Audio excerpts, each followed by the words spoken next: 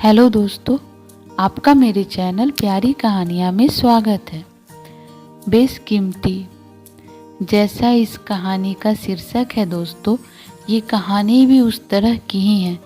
कभी कभी ऐसा होता है कि कुछ चीज़ें ऐसी होती हैं जिसकी कोई कीमत नहीं होती है, जो हीरे जवाहरात से भी बढ़कर होती है। तो ये कहानी भी उस तरह की ही है। आइए कहानी को शुरू करते हैं। गर्मी की छुट्टियां आ गई थी। मेरा कॉलेज और आरव का स्कूल भी बंद हो चुका था। हम लोग घर में रहकर बोर हो रहे थे। शाम को पापा जब ऑफिस से आते हैं, मैं पापा से कहती हूँ कि पापा प्लीज़ हमें कहीं घुमाने ले चलो, मैं और आरव बोर हो रहे हैं।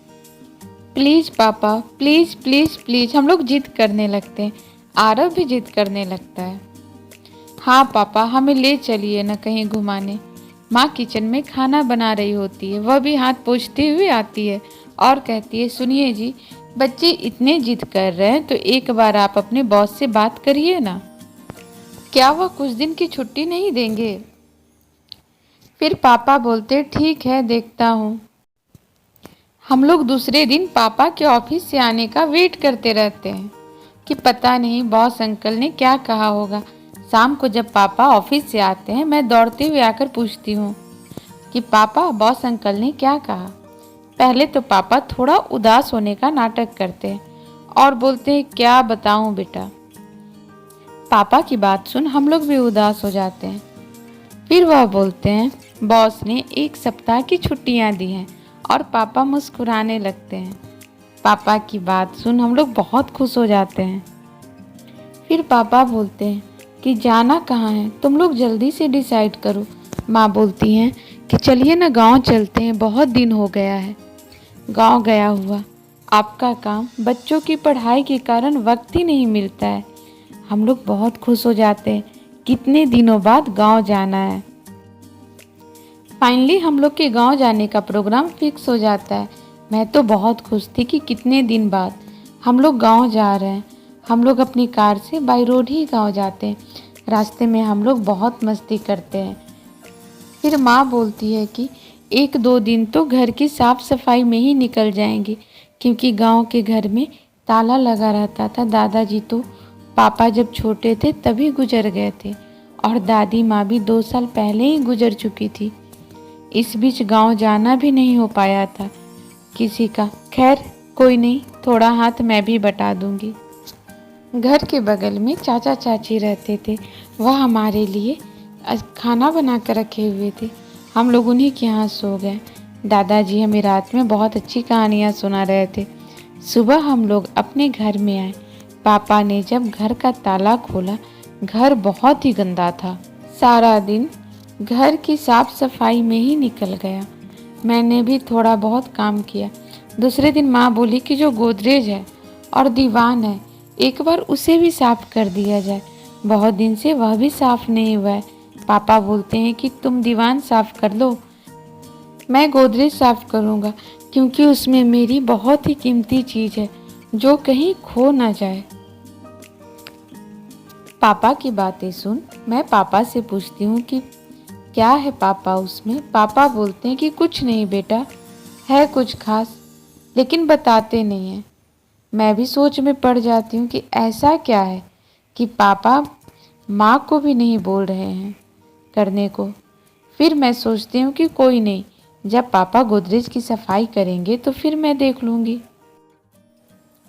दूसरे दिन सुबह में मैं पापा के आसपास ही रहती हूँ कि पापा कब गोदरेज की सफाई करेंगे और मैं वह कीमती चीज़ देखूँगी। लेकिन दूसरे दिन बाद में पापा फिर बाहर के कामों में व्यस्त हो जाते हैं और शाम को घर आते हैं।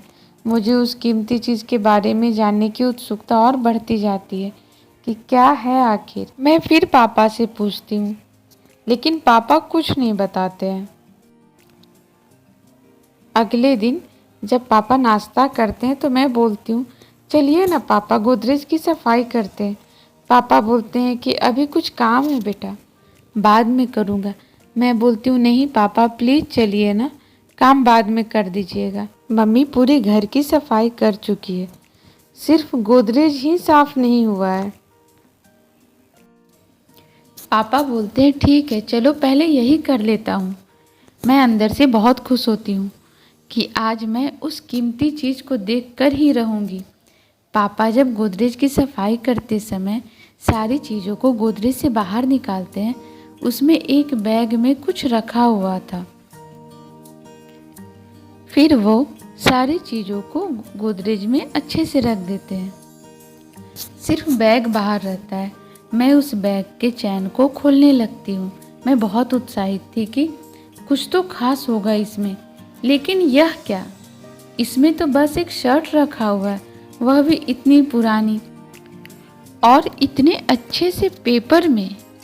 मैं सोच में पड़ जाती हूँ कि सिर्फ एक शर्ट, जिसे पापा इतनी कीमती चीज़ बोल रहे थे, क्या सच में यह वही कीमती चीज़ है?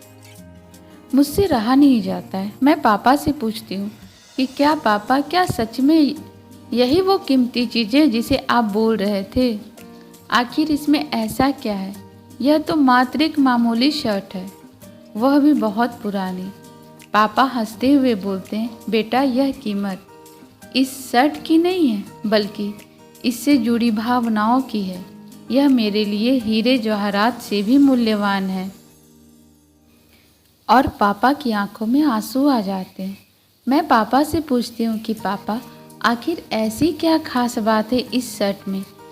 पापा जोर से सांस लेते हुए कहते हैं, बेटा यह तुम्हारे दादाजी यानी मेरे पापा की शर्ट है, जो बचपन में ही हमें छोड़कर चले गए थे।